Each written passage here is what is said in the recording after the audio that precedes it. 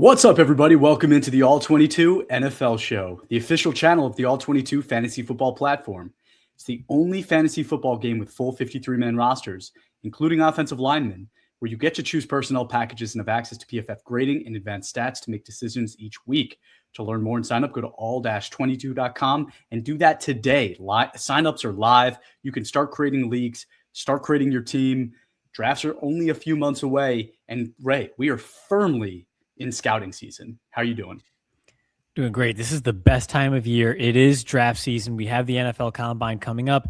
We're now dipping our toe in the water, or actually swimming towards the deep end of our draft prospect breakdown season. So today we will be breaking down Ty Simpson.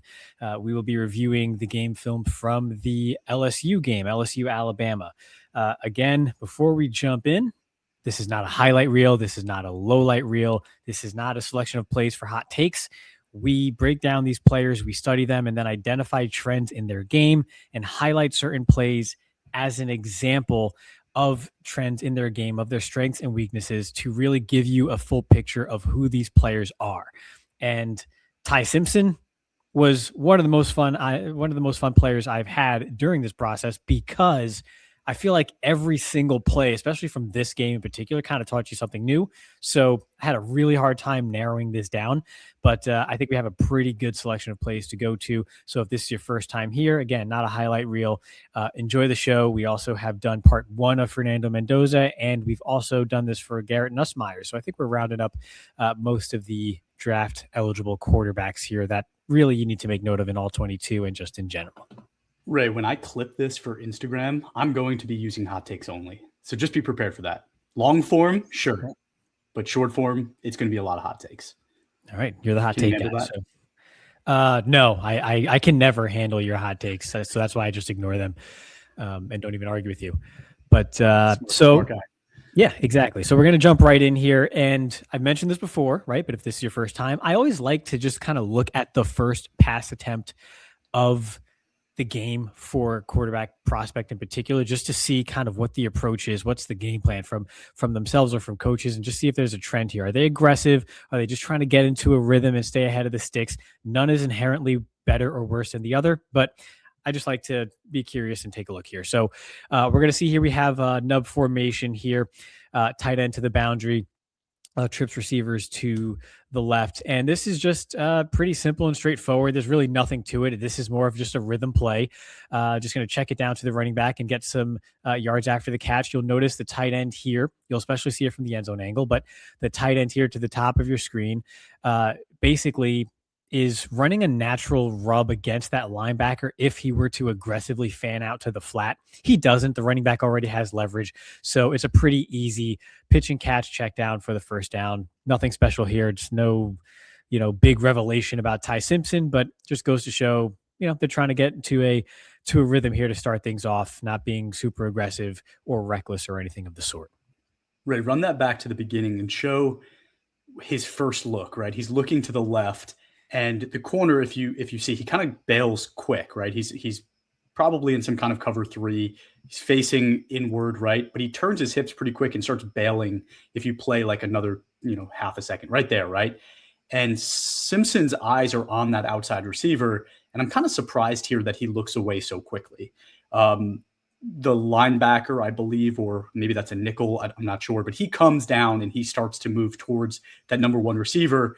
This kind of tells me, again, maybe like Simpson doesn't have the biggest arm, right? I think quarterbacks that really can whip it would try to fit this in here because they see that this receiver, and actually go ahead and hit play just a second, because the receiver's eyes start to go back here. If you look at this, like that's like right there, if he had hit that throw and kind of led him, there's space. And the cornerback's back is turned. Why are we looking off that so quickly? But I do, again, first play of the game, don't mind it so much. I also like on this play that he goes through the progression. He goes left to middle to right, hits the outside guy. It shows that he has the wherewithal to go through a progression. Maybe that's what the coach had told him to do. Maybe he's following kind of guidance. But all in all, solid play. Yep.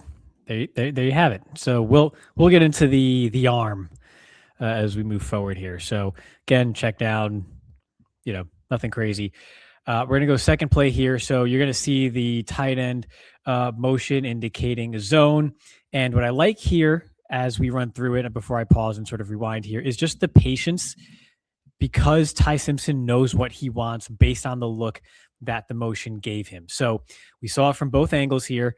Nice dig route over the middle, 20+ yard gain here. And so as we run this back from the wide view first, you're going to notice, so good timing on the drop here.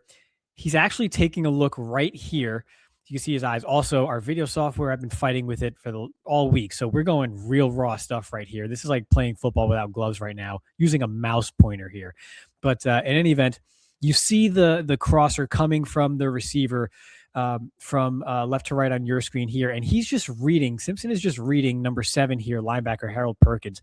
And if he drives down on this crosser as he is, he's just going to go ahead and hit the dig right behind it, because you have this deep middle route right here, basically occupying the backside deep defender here. So nobody's going to carry this dig route over the middle. So his eyes confirm right here that Perkins is occupied with this crosser here, doesn't drop back deep enough.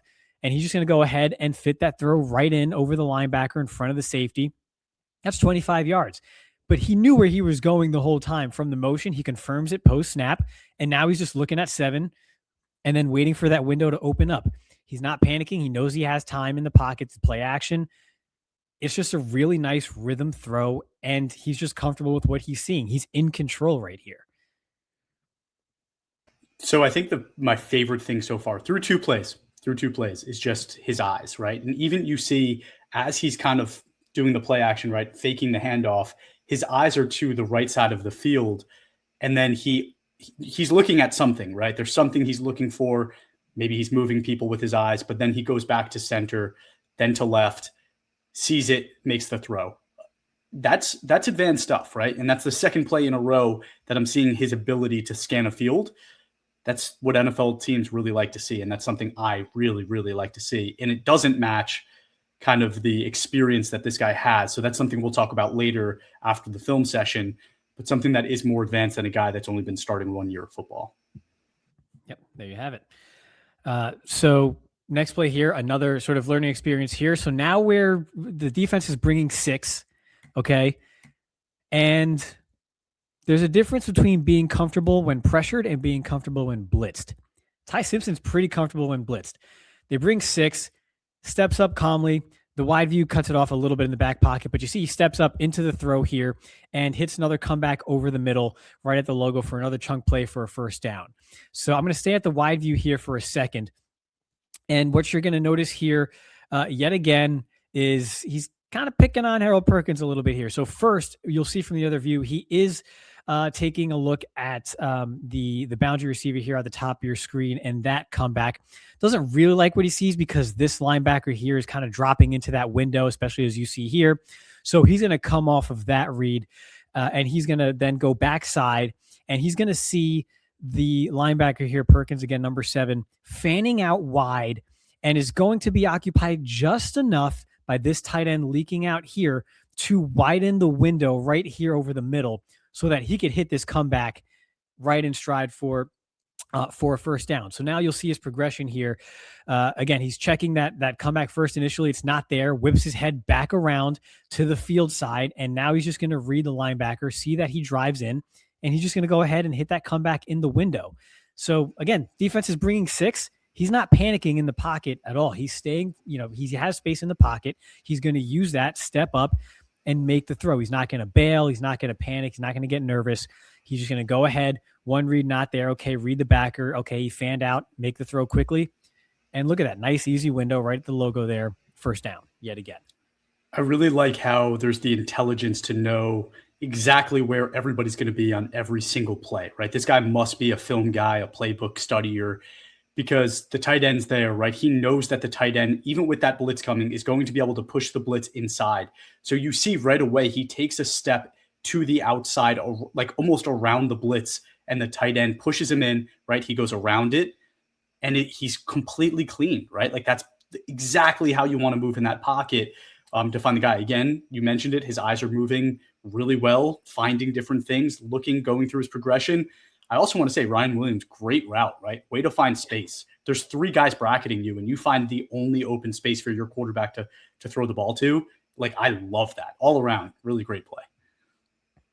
I can't wait to talk about Ryan Williams. I'm sure. Later on, obviously not in this class. But okay. So we like what we've seen so far for the most part, right? Pointing out a couple things here. But now we're going to go ahead and let this run and then talk about it a little bit here.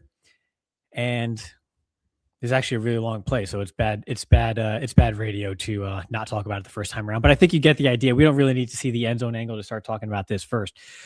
So is inconsistency a part of this here? We talked about how well he's kind of reading defenders lately and kind of has a feel for where defenders are going in their leverage when he decides to throw the football. So right here, he takes a deep drop. He's at the top of his drop, and there's just nothing open currently. We're going back to our mouse cursor here. So bottom of your screen, field side receiver, defenders carrying him here. It's kind of muddied up here. You got the outside receiver at the top of your screen bracketed. This middle route right here, totally covered. So nothing's there. This defender is going to drive on this tight end if he throws in the flat. So it's really not there. But now look at this space. He's at the top of the drop, and nothing in the picture is pretty. Nothing to really work with here. But look at all the space this running back right here has to work with if you just dump the ball off now. There's nothing there. This route's being driven on. This middle route's being carried. The receiver's bracketed. Ryan Williams at the bottom of your screen here. Take the check down right now and allow your running back to get yards after the catch and work with all of this space. Instead, he waits for something to open up, and then he spins out of the pocket. Now the defense is crashing on the backer or the running back here. The check down, the timing is off. So yes, it's a drop, but even so, even if he catches this football, that's it. You got 2 defenders driving right on you. You have no opportunity for yards after the catch unless you make a baller play as a ball carrier here, as opposed to if he had just hit this at the top of his drop, this running back would have had nearly 20 yards of open field to work with after the catch. So waiting a bit too long for something to open up that's not there. Timing's a bit off.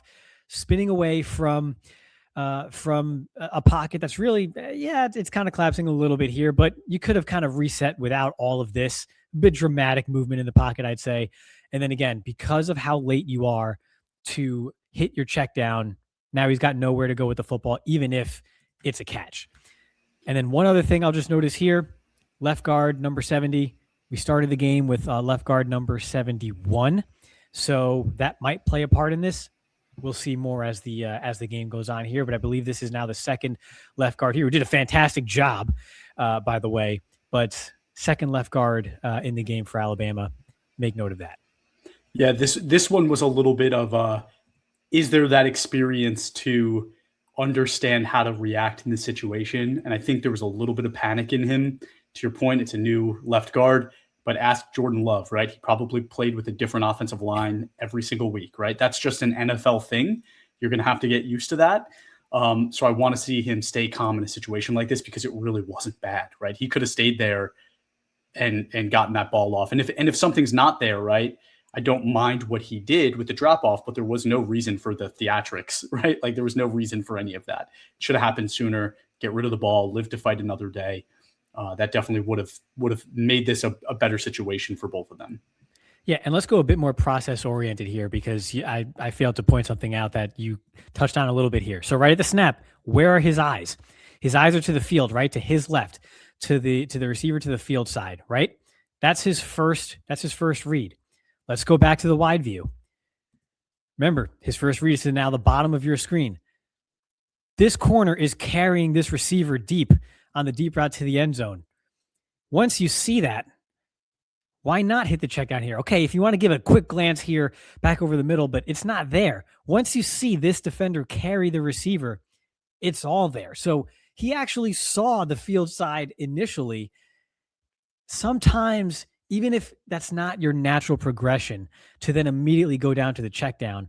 We talked about this with Fernando Mendoza, where maybe it wasn't part of the progression of the play, but when he saw green grass in front of him because of a wide rush in the pocket or something, he took free 15 yards by scrambling up the middle of the defense against Oregon because, well, Why go through your whole progression if you could just pick up 15 yards on the ground instead of pulling the ball through the air for the same amount of yardage? I think at this point, if you have a little bit of that feel for the game and just that instinctual, okay, well, I know I have an open check down here because the corner's bailing and so is the backer. Just take it. Who cares if that's technically the final read in your progression? I think maybe that's something that's missing in his game. But again, we'll go into it a bit more, but something that Mendoza had that we saw in our film study that we have not yet seen from Ty Simpson. Yeah, and I think again, that's experience, right? Mendoza has a lot of college experience. Ty Simpson's is very limited. I don't think it's a coincidence. Yep. Okay, play 4. I think we're on play 4, so I'm just gonna let it run. I don't even know where I am in my notes anymore. Okay, yeah, more pressure here, and so kind of the same spin move. Maybe he just likes that spin to his left. This is the time you use that move, right? Exactly. Yeah, immediate pressure. So does a great job here.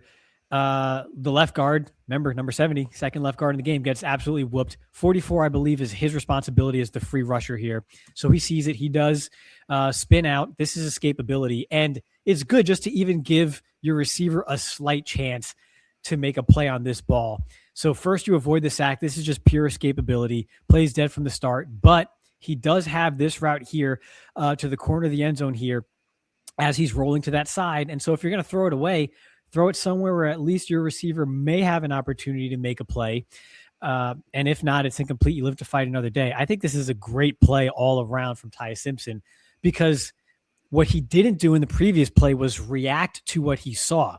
Here, he had no choice but to be reactive due to the pressure, the immediate pressure. So this is just pure instincts and reaction here.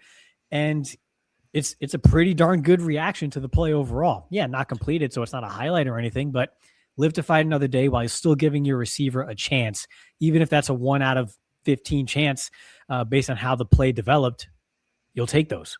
It's also progress, right? In one game, you learned something and you made a fix for it, right? Like in a situation where you didn't have pressure, you reacted poorly. But then when you were in a situation that did have pressure, you reacted the right way and you put the ball in a place that set your team up for success. Yep. That is something that's a big positive for me. Yep. So well done, Ty.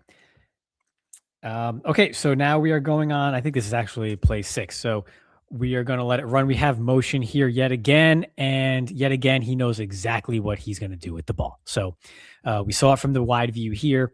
Let's watch it from the end zone and then break it down some more. It seems simple, but he makes some of the not simple, which is positive here. So again, he's going to send the running back in motion here to confirm a man look. The back is going to the backer again. That's number 7 again, saying Harold Perkins' name a lot here. Is going to travel with the running back. So that confirms his man-free look. So what does he do at the start here? Checks to the trip side for just a beat.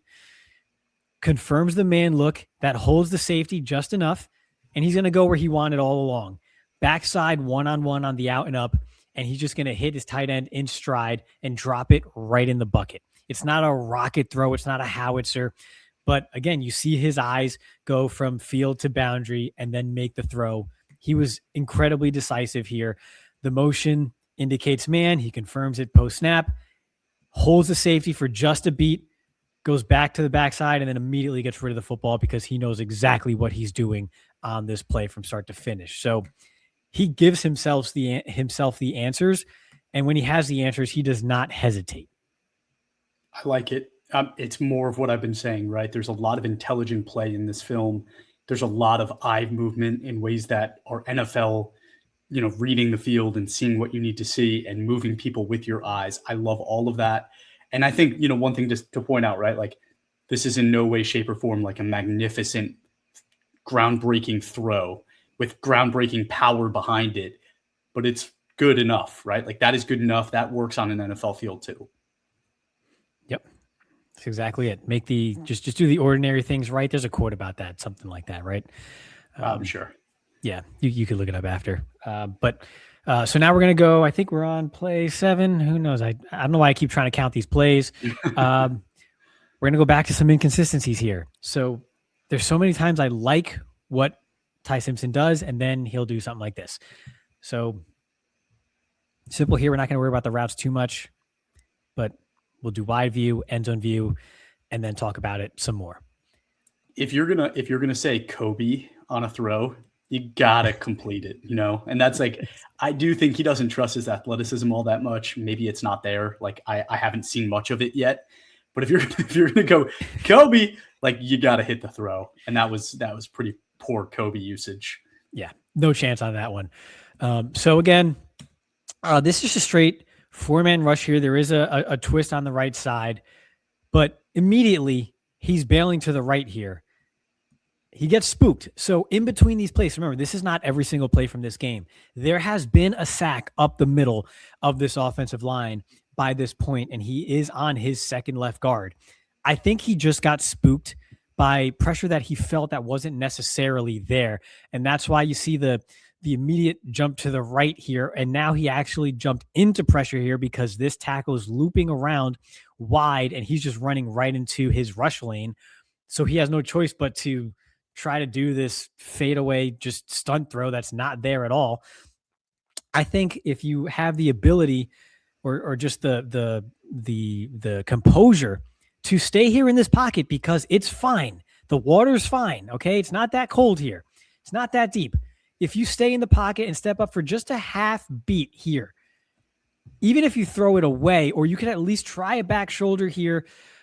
It's probably not, I probably wouldn't advise it, but throw it away without putting yourself in harm's way from the rush and possibly taking a hit here. Maybe you could step up, buy yourself a little bit of time for number one to kind of bend this to the middle a little bit. It looks like this receiver here would have bent this inside, but he sees Simpson kind of bailing to the right here, so he does not. So he kind of tries to settle in, and then obviously it's incomplete. But if you look at it from the end zone view, just either stay or step up. Don't step out. You got a bit of a lane here. You could have maybe even ended up scrambling here if you stepped up and there was nothing there, because the left guard actually does a decent job of just getting in the way and walling off this defender here. I mean, he gets thrown to the ground, but there's a bit of a lane here where even if you step up and if you're just tripped up after a yard or two, it's a game of inches, right? These yards add up. But again, just give yourself a chance for something to happen. Either this receiver bends inside and you can maybe make a pressure throw. You throw it away backside if that's where your eyes had taken you. Or you see some green grass, you try to get what little bit you can and then live to fight another down. But when you bail immediately here because you're spooked, now you ruin all chances of a successful play unless you hit a trick shot. Exactly. I think it is fear of that left guard. He's feeling that pressure. The guy does get thrown to the ground. But to your point, he could have stayed in there for another half a second, full second. And I agree with you. I think number one was going to bend in. And I think the safety was too far to the outside where there was something there. Like the receiver probably would have come further in. You could have led him with the ball as well to get him to go where you want him to go. And I think there's an opportunity to hit the middle of the field there for a pretty big play. And even if it's not there, you could throw it to the middle of the field with an incompletion at the ground without putting it in any kind of harm. And it puts you in a lot better situation than what ends up happening, where this time he tried to say Dirk and it just was an absolute mess. Yeah. Worst comes to worst, just throw it through the uprights. You're fine. So again, a little bit of that inconsistency here. Now, there's a couple times where we've seen Simpson in the pocket just kind of get a little bit of the yips. But then he comes right back. And this is another instance where I think he knows where he's going the entire time. So we let it run here, slot fade, phenomenal catch. We'll see it from the end zone angle, then break it down again some more. But I think you're noticing the pattern regardless at this point, if you're paying attention. So going to go wide view here. You got empty set here, 2 to the field, 3 to the boundary. And again, he kind of gives a bit of a peek here to the trip side, and then he just knows, I think he knows where he's going the whole way here. And what I really love about this is post-snap feel for the game. So yes, okay, say he held the safety here by going to the boundary side first. But right here, as he's releasing the football, what does he see? He sees the back of the defender's jersey, okay? So the defender has his back to him. That's an indicator on the slot fade. You're going to go back shoulder. The defender cannot see the ball. The receiver can, okay? So you're going to go back shoulder where the defender can't track the ball. And if it's incomplete, you at least have a very good chance of pass interference, or you just complete the back shoulder throw. But the defender can't see this coming. So you have advantage to the receiver as long as you throw back shoulder here. He gets the pass interference call, and it's a great catch by number 5, the receiver here. So again, you're going to see he holds the safety for just a beat. Probably could have even held it maybe a slight tick longer, but nevertheless gets the throw off. It's not a fantastic throw placement wise. Honestly, it kind of dies a little bit. But again, the whole point of going back shoulder when you see the back of that defender is so that if you don't make a perfect throw, a laser dot, you can get an interference call, if nothing else, while you're giving your receiver a chance to make a play on the ball. This case, again, receiver makes a great play, and there's 2 flags down. So he got the pass interference also. So that's exactly what you're coached to do. And he, again, does it to perfection. When he knows where he's going with the ball, you see the confidence just through the screen here, and it's evident in his play. I don't have anything to add. I think you hit it on the head. I don't need to hear myself talk. That's you said all we needed to say. Yeah, the audience likes it when you talk. So, but okay. So I'm going to go back to a previous theme here. Actually, no, I'm not, because my notes are out of order. So here, now we're dealing with some more pressure here and some more decisiveness. Let it run, and then we'll talk about it. Phenomenal throw, but let's get into it. End zone view. Boom. Love it. Now let's break it down yet again and talk about it. So we have play action here. I think what we haven't seen enough of yet is outside pressure and how he handles that. So I think this is a good play of this. You get a wide rush from the bottom of the screen here off of right tackle. Off the play action, he's just going to step up calmly. He has a lot of space in the pocket here. And now it's just about being decisive. So now what you see, you had the play action kind of suck the backers in a little bit here. He's got the deep route here from on the bottom of your screen here, the boundary receiver to hold this deep defender here. This is a 2 deep look. So he's going to hold this deep half defender here. And eventually the backside deep half defender will pick that up as it crosses the middle. But what he's really doing here is just seeing if this safety is going to hold long enough for him to fit this over route behind the bottom of your screen here, which he does perfectly. However, you have these backers getting back into their passing lane, so you have to be decisive with it. He holds the safety just long enough. He sees him flat-footed that he's going to rip this throw over the backers in front of the safety. It's still a tight window throw. Receiver has to make a good play on it. Bad. That's bad tackling. But in any event, the timing of that throw, he could not have been another beat late. If he's any later on this throw, it's a big hit and or an incompletion. So steps up over the backer.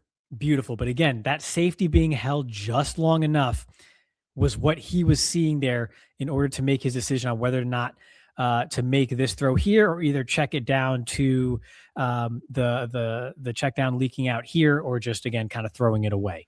So again, when he has sort of a single defender read here, he can read that body language and kind of the feel from the defenders as to where they're going and how the routes and the coverage is developing.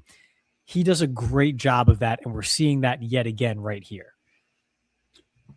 Couldn't have said it better. Love the pocket movement. Love the way he uses his eyes. It's telling that story that we've been telling. The only difference I'll kind of make, right, is like, my take on this.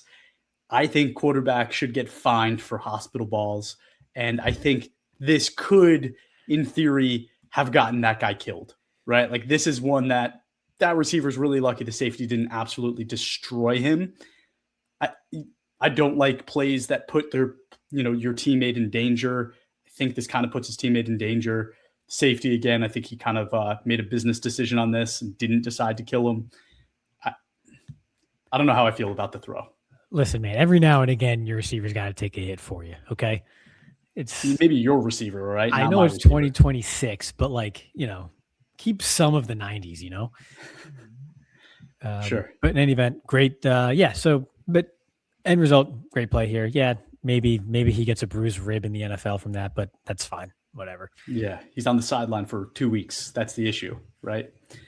Yeah. All right. What's the next play? Let's see it.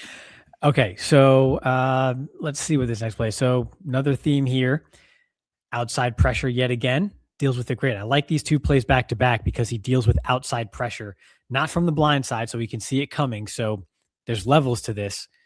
But we're going to see him deal with that right tackle pressure here, step up yet again, make his reads, and kind of, again, nice bucket throw. So let's break it down from the wide view first and go from there. So motion again, I think this was a nice zone indicator here. And then at the snap, he's going to see deep half bail. So he knows he has a 2 deep look here. And now you're going to get a Tampa 2. This backer is just running with this seam receiver here. So he's got a Tampa 2 look confirmed post snap here. Got some outside pressure. This is a really deep drop. So he's going to step back up by himself sometime here. Sees this deep out route here, this defender driving on the out here. So that's bracketed here, and then go back over the middle. He's beating the deep middle defender here who's supposed to cover the seam, and he's just going to go ahead and let it rip now that front side safety drove down and just puts another bucket throw here. I still don't think this is a howitzer throw, but it's a drop in the bucket. It's really good touch here. And again, when he has a nice clean pocket in front of him, he steps up and is comfortable and confident in those throws. So second one we've seen that's kind of got some good touch on it that he throws right in the bucket here. And I believe this was ruled a catch. Yeah, I mean, that's what NFL teams are going to convince themselves, that he has a strong enough arm for an NFL roster to be an NFL starting quarterback. Like, to me, this is that thing that helps you tell that story. And I think from the pocket perspective, to me, that's an NFL clean pocket, right? Like, because he was maybe a little too deep, may actually have been on him that he got any pressure at all. But in reality, that's NFL clean pocket, right? It doesn't really get much more clean than that. But great throw, right? Steps up and absolutely launches it, tells me that he can do it, convinces NFL teams that he can do it. Super positive. Yep. All right, next play. My notes are all messed up, but we're just going to let it run before I say anything about it. Oh, yay, touchdown. The crowd goes wild. Yay, woohoo. Ryan Williams again. That's your boy, Chris. Maybe. You know, that's like the type of receiver I really like, so he probably will be my boy. There you go. And this one was like, this was pure Steph, right? Like, this was Steph Curry shooting off his back foot, deep three, lays it in quick. I don't know. That's a little Steph in there, man. I don't like that offense. I don't like that process. Okay. So nothing about this drop is clean. Okay. We're going to see two sides of the coin here with Ty Simpson. So that whole drop back, that is nothing about that is clean. That's not a throwing posture. There's like a 11% chance he's going to trip over his weight and fall backwards on this drop, right? However, at the same time, he was reading this deep defender right here and seeing if he would just enough kind of peek or be held by this outside route to the pylon here. And he sees that and then makes the throw. So good on you, I guess, for that, because he makes that read. You see just that slight hesitation there on the drop back from the defender here. That gave him just enough of a signal to then go ahead and hit this inside receiver route here, Ryan Williams, between the defenders. It's a beautiful, beautiful placement of the throw, right? You're between three defenders. You put it up high. Now you want to talk about hospital balls, Chris. Okay, but he puts it up high where only the receiver can get it, in between three defenders. He comes down with it, touchdown. That's wonderful. But nothing about anything he did before the result, outside of reading that backside deep defender, like this, I don't like this.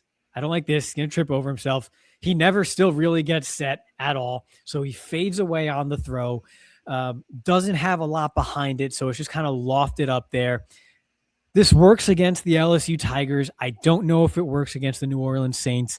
Definitely doesn't work against the Seattle Seahawks. So it works here. I see the processing that he did post-snap yet again, which is, again, he's excelling at this.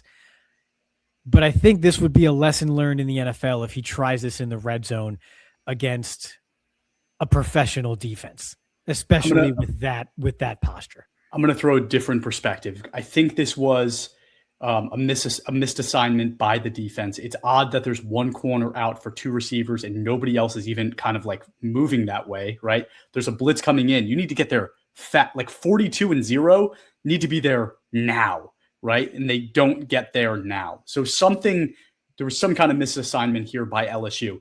This tells me that, again, there's a lack of experience by Ty Simpson to see it quicker and react in a way that a mature quarterback would, because in my opinion, this is a very easy touchdown that, again, if in the NFL, there's a misassignment by the defense, you need to be taking advantage of that immediately. And the fact that this was almost like you said, hospital ball, get your receiver killed, should have never happened. He should have whipped that in real quick, since there was only one DB guarding two receivers. Just get it there, right? And I think he did it in a very awkward way. He still got it done. So I do give him a little bit of props for getting it done. But to me, it's like a more experienced college quarterback, a more experienced NFL quarterback hits this very fast. I just don't want him thinking he could do this. Okay. I don't think he could do this in the AFC North. So he should have hit it quicker, and then he could have, right? It's like, don't backpedal like that. You see it immediately. Put your foot in the ground and just hit your receiver, right? Don't do that. Don't try to be Steph Curry. You're not Steph Curry. Don't do that. You could tell him he's not Steph Curry. I'm not gonna tell him. He's still bigger than me. Dude, I'll tell him. Okay. So now that we got done beating him up, let's go to this next play here. And look, I don't have anything insightful to say. Just don't miss your gimmies. This is a gimme, and he misses it. So why is this a gimme? So we got some more motion here. It's cut off a little bit here, but essentially the defense is going to roll now. So this safety is going to roll down in response to the motion. Number 4 is going to go deep. 5 has leverage, outside leverage against this defender here. So that out is open. I mean, clearly it's open. Hit it. Why is this ball dying at his feet? And now I'm seeing him throw it from the opposite hash. I don't like that. You need to be able to drive the ball and hit this receiver in the chest plate and let him turn upfield for another maybe 2 or 3 yards. That you can get a gain of 8 here. He's going to fall forward after some contact here if he doesn't make a fantastic play to break the tackle here. And you could be way ahead of the chains. It's one thing to loft a deep ball with good touch and throw it in the bucket. It's another to really drive a ball across the field. And I saw this more than once, and I don't like it. It makes me nervous. You have to be able to drive the ball down the field. It's not just about how far you throw it or how pretty the deep ball touch is. You also have to drive these throws. Yeah, I think you can't do that on a 4-yard out. I don't know, man. We're going to have a lot of conversation about this at the end of the episode when we're really breaking down the other stuff, not the film. But yeah, it's you're at the opposite hash, throwing to the sideline. That is a hard throw, right? For any quarterback, but it is what makes an NFL quarterback, that they can all do that. So you need to prove to me that you can do this. And right here, he proves that maybe he can't. Yep. And he wasn't falling away. He wasn't, that was not a Curry look there. So are we going to start to begin to see a trend here? So, nope, we're going to go back to a really great play here. I love when my notes are just not in sync with the play. But again, I think what we're just going to see here is another clean pocket here. Outside pressure again, but that's fine. Outside pressure does not phase him. If the pocket in front of Ty Simpson is clean, he is not phased at all. And he will just step up and make a throw over the middle of the field. It does this time and time again. So he will hang in there and throw the dig behind your zone. He loves this. He lives for this. So watch right here. Now number 11. Where are you going to go? Are you going to step back here and you're going to take away the lane to number 5 over the middle here on this dig? If so, I'll hit this hitch right here over the middle, and that's right at the sticks for a first down. If you're going to drive on this like he does, then I'm going to go ahead and hit number 5 right here across the middle in front of the safety, right where you vacated, and I'm going to pick up 15 yards. The pressure from either offensive tackle doesn't bother him.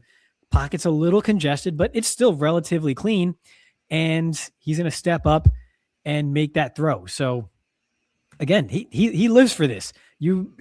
I think if you're going to pressure Ty Simpson, it has to be kind of in his face here. You can't, I think outside he does a really good job of that. And then one thing we're going to note again is we got a third left guard in the game here now, number 66. I'm done trying to guess who it is. Maybe that's Michael Carroll. I don't know. But we now have our third left guard in the game for Alabama, but that doesn't phase him on this play in particular anyway, because this is his bread and butter, reading second level defenders and either throwing in front or behind them. That's just like fish in a barrel for Ty Simpson. So we've seen this throw a couple of times before already. I think even if he lays it out a bit more in front of him, defense is converging on him. I think maybe he was protecting him from the flow of the play a little bit here. I think that's about what you could realistically expect to gain on this play. So I don't have too big of an issue with the placement of the throw either to that kind of back shoulder there. Good switch by the center and guard. Nice pickup for a third string guard. You like to see that. Agree with what you said. It's funny. There was a cornerback a few years ago that was talking about like a college quarterback double tapping the ball before he threw. He kind of does that here. It doesn't bother me at all. There's also, I know that a lot of people at PFF, this isn't something I've studied, but I've seen that they study how throwing to the middle of the field and up the seams does translate extremely well. So quarterbacks that are really good at that in college tend to be better in the NFL. Also, considering Ty Simpson is not 6'4", it is nice to see that he is able to take advantage of the middle of the field. So again, positive things that we get to put in our bag when we're trying to convince ourselves that this is a NFL starting quarterback. Love it. All right, I think we're wrapping up here. This might be the end of it. So might have one or two more. So going to let it run and see it from the wide view and then talk about it. Ooh. Yeah, exactly. All right. How was that for podcasting? Ooh. So again, another really deep drop, by the way. Let's just start there. Ball's at the 40 and he is now at the 29-yard line at the top of his drop, 28, 29-yard line. This is a 12-yard drop. And okay, he uncorks a deep one. It doesn't get there. It floats way too long. You're dropping so deep to, I guess, crow hop twice. I don't really get it. I think you have to let go of this a beat sooner if you're going to. I think if you see this defender here kind of flat-footed at this point, I don't know if I would continue dropping back to the 28-yard line, but I'm not sure what he's coached to do. But again, this defender's flat-footed right here. You kind of have this outside receiver holding this a little bit, but I think for, again, his deep third drop, he's going to continue to get deep. So I don't think it's ever really totally there unless he can absolutely rip it over the middle here, but then you have the deep middle safety as well. So I just don't think it's really there at all. But fine, if it's not there, I don't want to see it hang in the air for 3 full seconds. I don't want anybody calling a fair catch on your deep sideline throws. And that's essentially what happens here, even though it falls incomplete. He threw this like it was the last throw of the game and he's down by a score. Like it was kind of weird to take that kind of a risk. I agree with you. He should have thrown it sooner. The guy does get open. It's just you threw it way too late and you underthrew it. It's also second down, so you don't need to push it all, for right now. And if this ball gets picked off, you basically just wasted 2 extra downs you could have had. So I really don't like this play at all. And again, we talked about it before, like, yes, he has enough of an arm, but like this kind of goes the other way where you're like, does he actually have enough of an arm to be an NFL quarterback? He's on that line for sure. Yeah, he's on the line. And then, so this is the last play. So now this is the last play. We're going to wrap up here. No oohs and ahs at this point, because now I'm just pissed off. So I think the wide view is enough to go with this play here and then talk about it from there. But okay, so again, motion here, and holy cow, man, here you go. You got what you wanted here. Inside defenders beat, and you got nothing but green grass. You got a nice pocket. We just said 3 plays ago, you cannot miss gimmies. You cannot miss gimmies. You just can't miss that. You can't miss the gimme. And this is his propensity. When he's throwing downfield, he puts air under it. And I get the school of thought. You put air under it, you can allow your receiver to run under the ball. But when it's just there, dude, just drive the ball. Drive it to him. This is what I wanted to see. Sorry, I probably made everybody dizzy there. Drive the ball right at him and let him just catch and run. Like, you just can't miss it. If you're going to put air under it, but don't miss it. He missed it. Yeah, and honestly, he didn't need to do that there. Like, it's if you just throw a dart, right, catch him in stride. You don't need to put any air under this ball. Like, you kind of want to hit him quick so that the corner doesn't have any, or the safety doesn't have any opportunity to catch up. Just hit him. Let him run. There's nothing but green grass in front of him. He has everybody cooked. Everybody's toasted.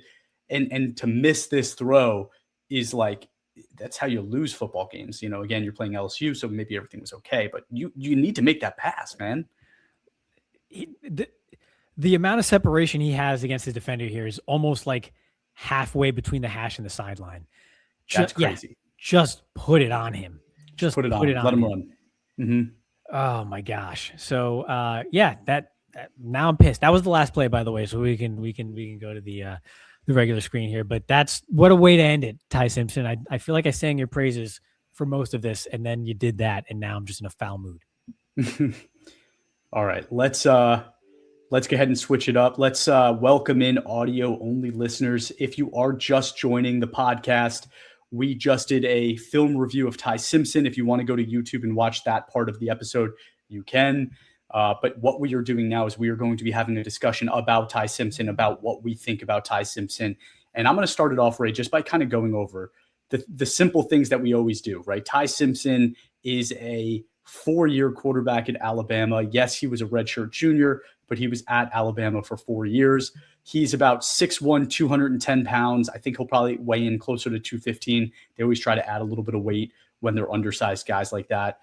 And he only had 1 year of true starting experience, and that was this year in 2025, where he threw 473 times, completed 305 passes for 3,567 yards, 28 touchdowns, and 5 interceptions. So statistically, that's about as good as a first year as you can ask for. But this is somebody that's a senior in college, right? Like you're 21, 22 years old playing football. We kind of expect at that point you to be at just about your best anyway. Ty Simpson again, so only 1 year of real starting experience. And what we just found out in the film is there's a lot to like about this guy, but there's still a lot that concerns us. So Ray, I don't know if there's anything you want to focus on to start. We could do positives, we could do negatives first, or we could just have a conversation. I'm going to leave it to you. So I wrote some free notes, and I tried to keep them very brief. Seems to anticipate and process well versus zone, even when blitzed. Will take shots against the blitz, meaning through the air, not like physically take a shot, which actually I think a bit of a negative is that he doesn't seem to stand in there and take the shot. Will step up against outside pressure in a good pocket, and he seems to get in good rhythm when he does. Inconsistent drive and timing on deep ball. Seems better with play action passing. Really straddles the line between enough arm strength and concern. It's a lot there. What does that add up to as it relates to the NFL draft in 2026? I think by now both of us and most of our listeners have kind of seen him mocked in the first round now, kind of getting that back half of the first round quarterback treatment. It is February. Still have the combine, trades, free agency to be worked out. So we'll see. These quarterbacks tend to typically rise in stock over time, not fall. So we'll see how that ends up. But if the hype, I think to really sort of kick off this conversation, if the hype continues to grow for Ty Simpson, as far as the first round NFL draft goes, these issues are still there. And that doesn't necessarily mean the upside is there for some type of game-breaking quarterback. And I think that's the question that people have to, that NFL teams have to answer is the upside there from that standpoint? If not, does he do all of the other things well enough to where you can win with him? Because we just saw you don't need a game breaker to win the Super Bowl to get to where you need to be. So whoa. Stop. Is that coming from you, Ray? So we can, I think that's the big question with Ty Simpson.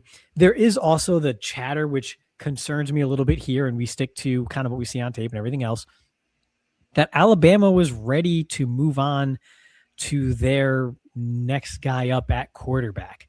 They really liked some of the prospects they had in their upside. And part of that is, I don't think Ty Simpson was necessarily Kalen DeBoer's guy, right? It's a new coach coming in a year ago. So it's always a bit of a transition, which is funky too. I don't want to monopolize the time here. I'll just say, I think when you watch Ty Simpson and what we just saw, what we just broke down, pretty much epitomized Alabama. 70% of the time, we really liked what we saw and we were pretty impressed. And even when we didn't like what we saw, the result was pretty good. But then there was that 20% that just pissed you off.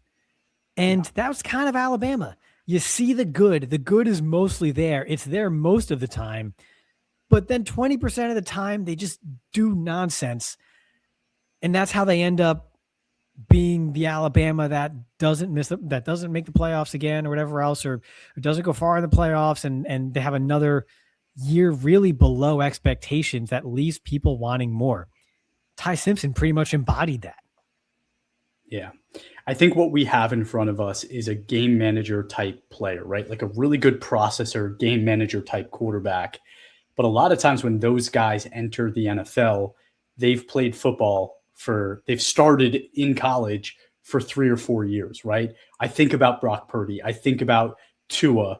I think about that type of quarterback, Jared Goff. I don't know. Keep it going.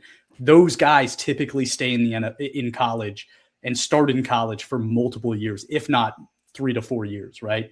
So to see this type of quarterback that is that really good processor, right? Sees the field extremely well, can take advantage of the areas of the field that are hard to take advantage of, sees protection really well, can handle pressure very well. Like all of those things are major positives for Ty Simpson, but he's not a physical specimen, right? This is not a guy that has the biggest arm. This is not a guy that is 6'4", 240 pounds. This is not a guy that can scramble and move and use his body as a weapon outside of throwing the football. All of those things are missing from this guy's game, right? So now you have to ask yourself, with that, what do we expect the level of game manager processing quarterback that he could possibly be? Where do we actually see him? Because when I start to review and I start to put him against, is he as good as Brock Purdy is? No. Is he? I thought Tua was potentially the best processor I've ever seen in college in terms of the accuracy, the quick to get the ball out of his hand, the way he managed an offense in college before the injury was as good as I've ever seen. He's definitely not as good as that, right? And then I go to even like a Dylan Gabriel last year, right? And I say Dylan Gabriel, I think, had a stronger arm than Ty Simpson. Dylan Gabriel also played 4 years of college football as a starter, right? I think he played the most snaps in college football history. Dylan Gabriel's like a grown man. He's like almost 30. Like, I don't know. He might stop that. He's probably 3 years older now than Ty Simpson is, which is fine, right? Like that is matters. A lot older. Yeah, of course. But it also means he had a lot more experience. So you feel more comfortable with that guy. And the Browns did, right? He was the first guy up this year when things got kind of messy, right? So I'm just saying, is Ty Simpson that level of prospect? Yeah, he's bigger, right? He's bigger than Dylan Gabriel physically. So of course you're going to say Dylan Gabriel was small enough where it's like legitimately concerning, where it's under the line of, I think this guy can be a real long-term NFL starter, where Ty Simpson doesn't have that concern. So you probably say, okay, he's above that.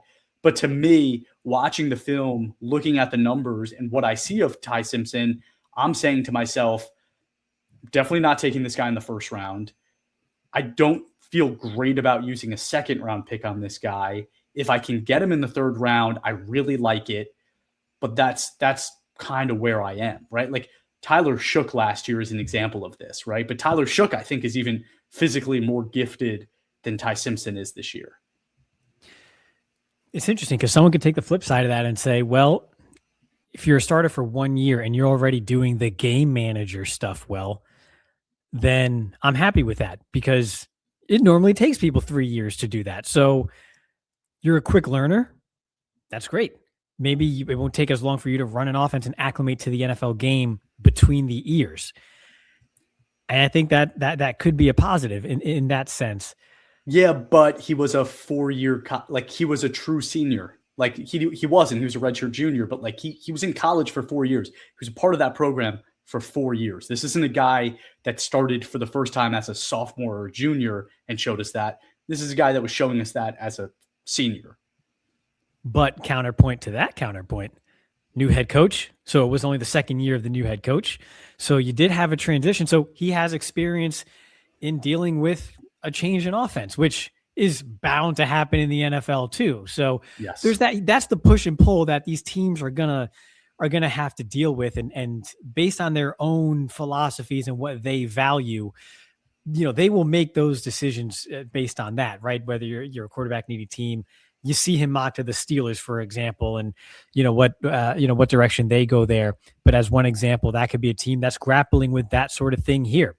They did go the 24-year-old Kenny Pickett route, which was just a disaster that everyone saw coming a mile away.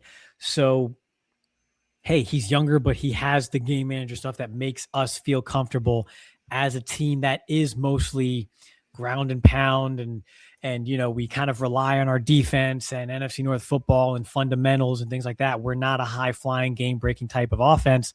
That's not our identity. That might be a fit for someone like Ty Simpson, because that does kind of suit his game well. So I think it's going to come down to fit organizationally like that. But then the other side of the fence here is then, what about the non-upside sort of concerns that we have here? Because the only concern is not, I don't think his arm is incredibly strong, and I'm not sure how he can, really drive the ball on certain throws. I don't want to see a quarterback get spooked by a change in their offensive line, in the middle of a game. That's going to happen. This is the NFL. It's muddy. It's dirty. It's survival out there. Things get messy during the play and in between plays. If you lose your left guard and now you're jumpy and you're bailing to the right side of your line, you're kind of speeding things up, you're kind of fading away on some of your throws here. Hey man, you're probably not going to get drafted by the Kansas City Chiefs. Like, there's going to be flaws on the roster that you go to.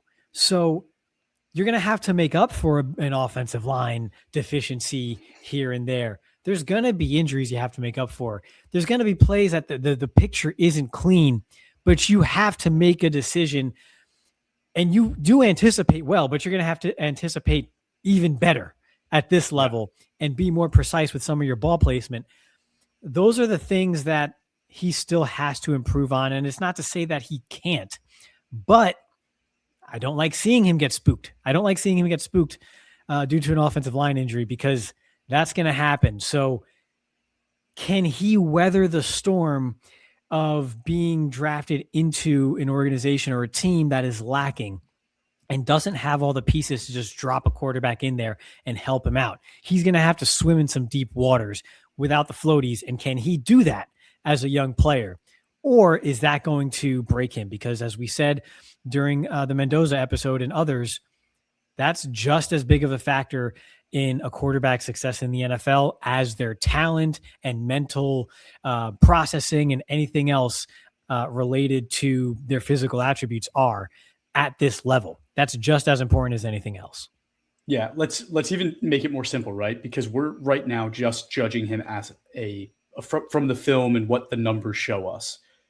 Where would you have this guy if destination wasn't a thing?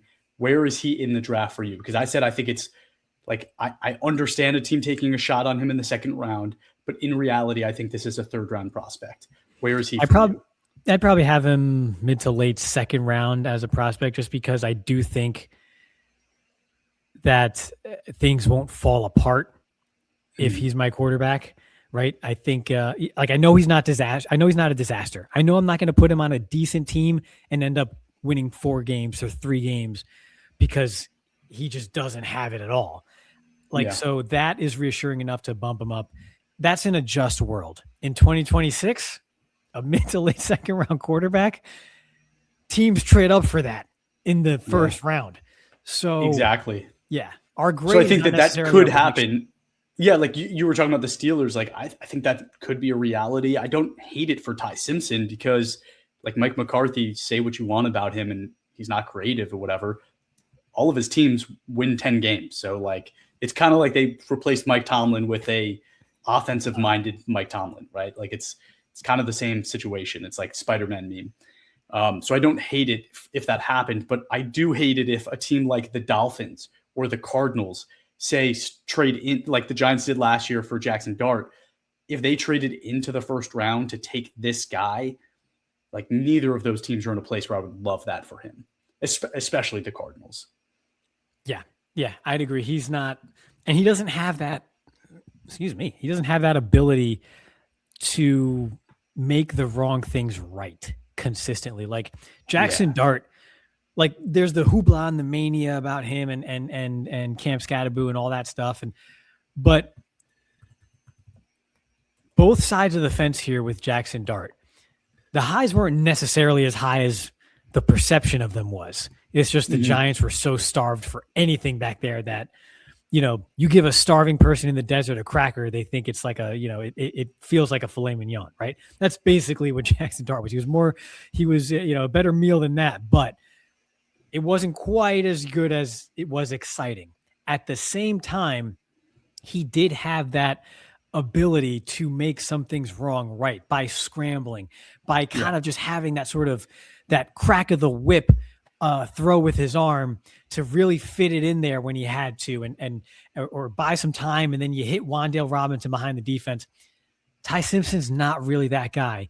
He can escape from the pocket. He could buy some time and throw the ball away and maybe give someone a chance, but he's not going to make the wrong right and then make the defense really pay for it. That's not his game. And so if you're a bad team trading up for that, it's really hard. It's not a recipe for success for either party here, because it's like you're putting on a bulletproof vest to go into a 5-alarm fire. Like a bulletproof vest is nice. It's protective. It's safe. But that's not what the job calls for right now. That's essentially what a team like that would be doing if they trade up to get Ty Simpson. Yeah, and I'm going to say something like super weird that may make no sense at all, but true. But I like Ty Simpson. I like Ty Simpson style quarterbacks when they land on the right team better than I like a team taking a risk on a guy like Jackson Dart, Will Levis, Drew Lock, because everybody tries to get Josh Allen and nobody succeeded in doing it yet, right? Like only one team, and it's Josh Allen. But there's a lot of teams that have had success drafting a guy like Ty Simpson and being manageable, right? Like if you're guaranteed to get a single with a Ty Simpson, you're never going to hit a home run, but like it's better than striking out, right? And I think that Jackson Dart looks really good. I'm happy for the Giants. I like what we're seeing from Jackson Dart. But the odds of that working out for other teams and that repeatedly happening, the odds are really bad. And we've seen it over and over again, not really working out. Where Ty Simpson, we do see it.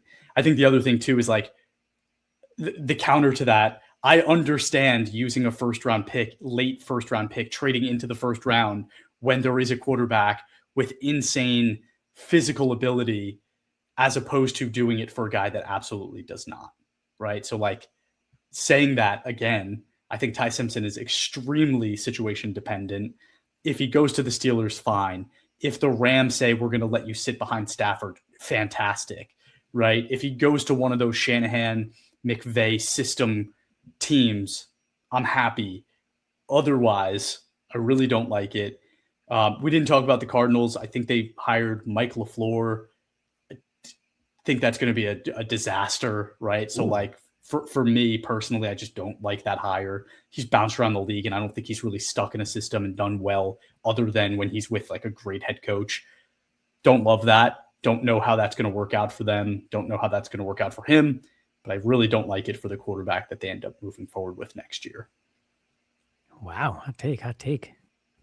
That's probably one of your hot take reels right there. For sure. I'm a LaFleur guy.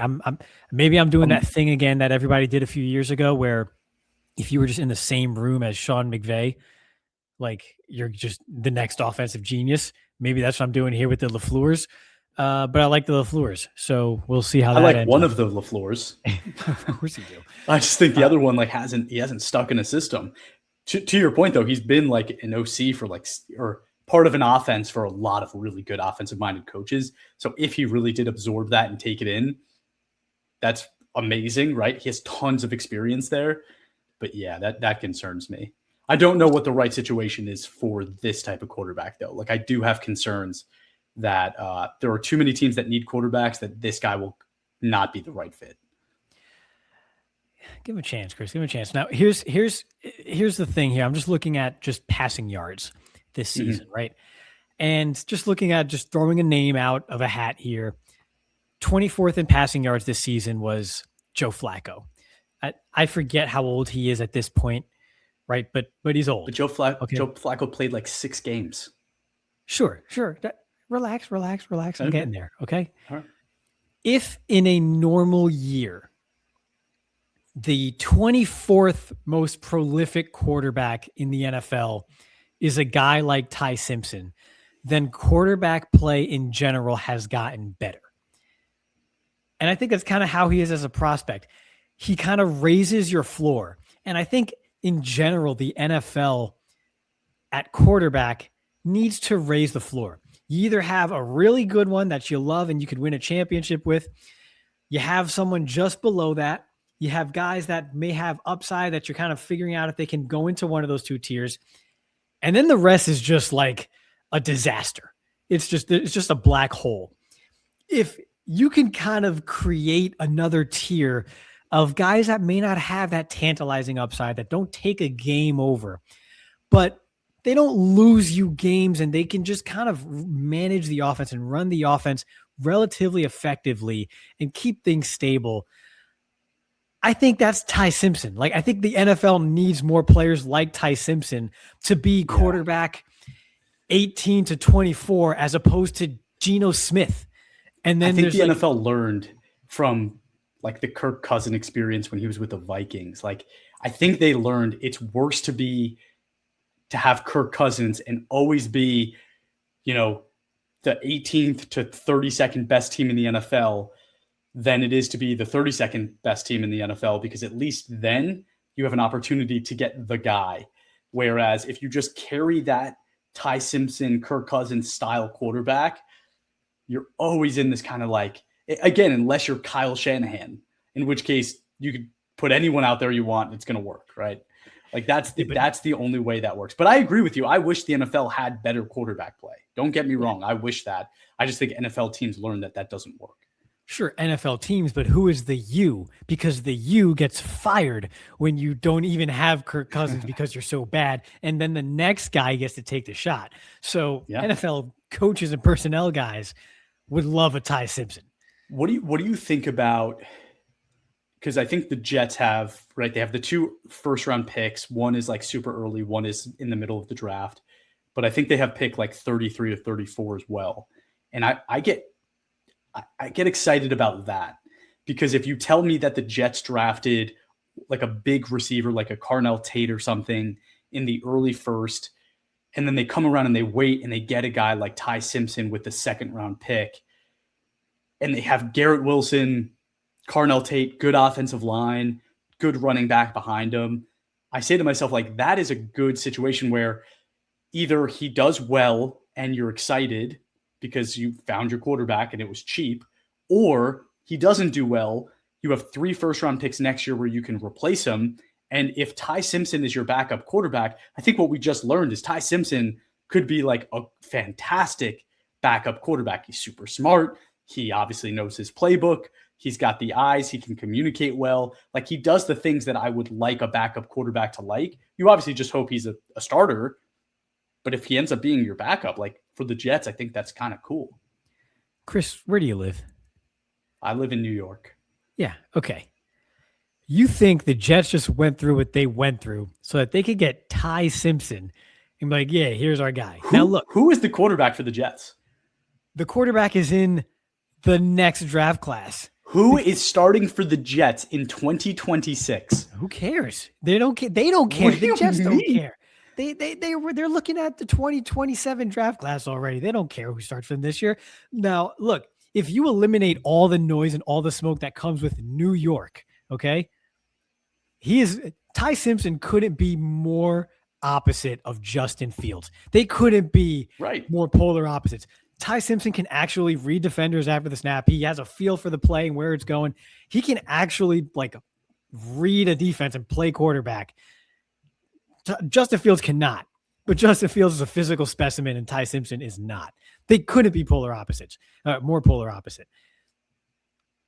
So if you say that, you're like, well, the last thing didn't work. Let's just bring in the opposite and that'll be great.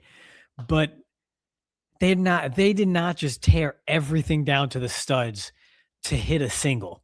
They didn't do that. The Jets, look, it's already been 50 something years.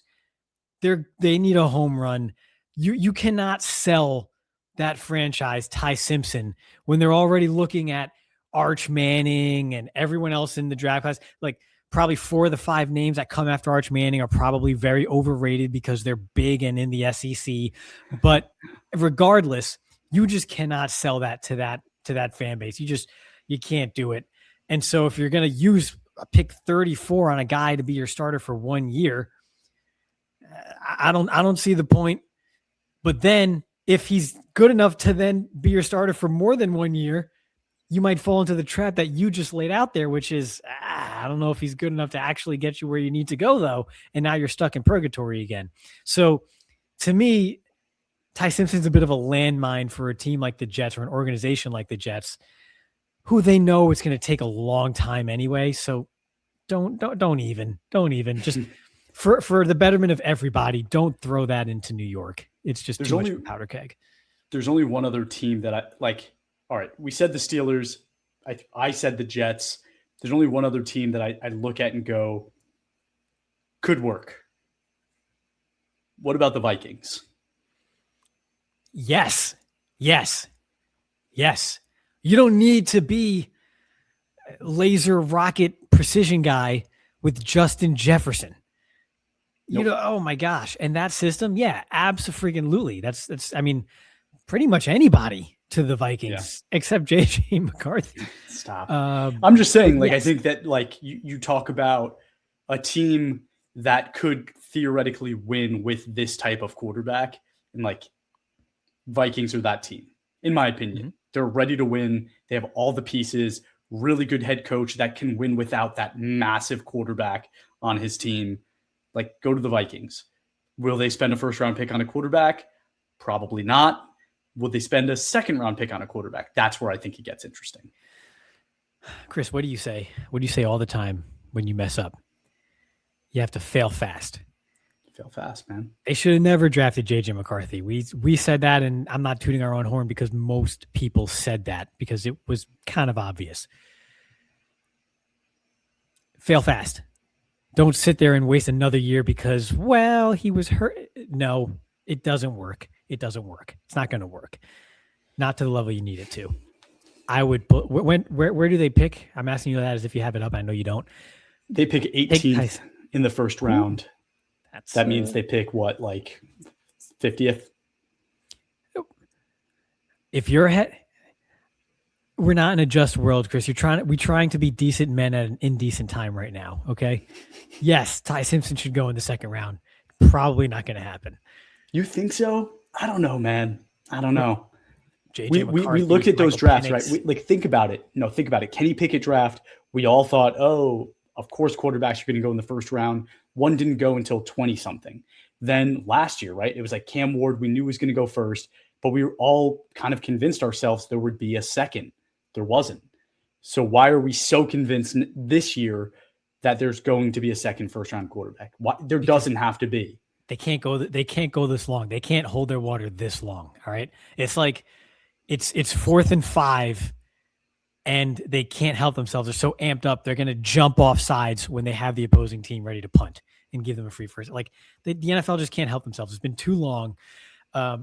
And I think, again, especially I keep going back to the Steelers because you have a new coach. They're going to want a young quarterback in there. They want their guy. Mm-hmm. They're going to want to make sure they get their guy. So you have the Steelers lingering there at 21.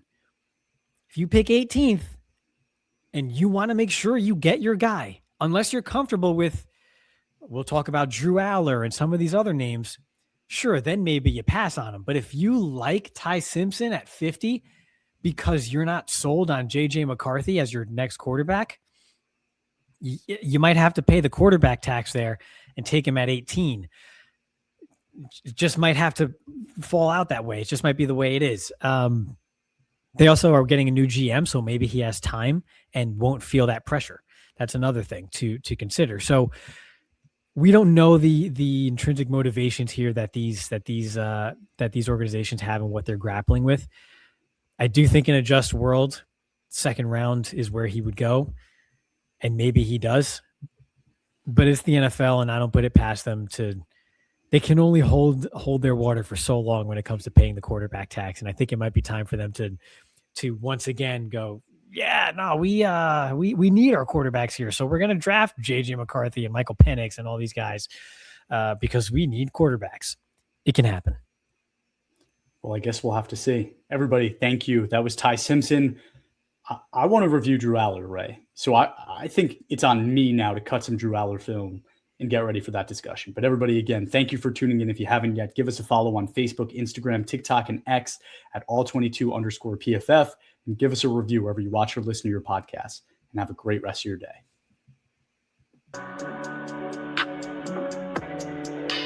On the go.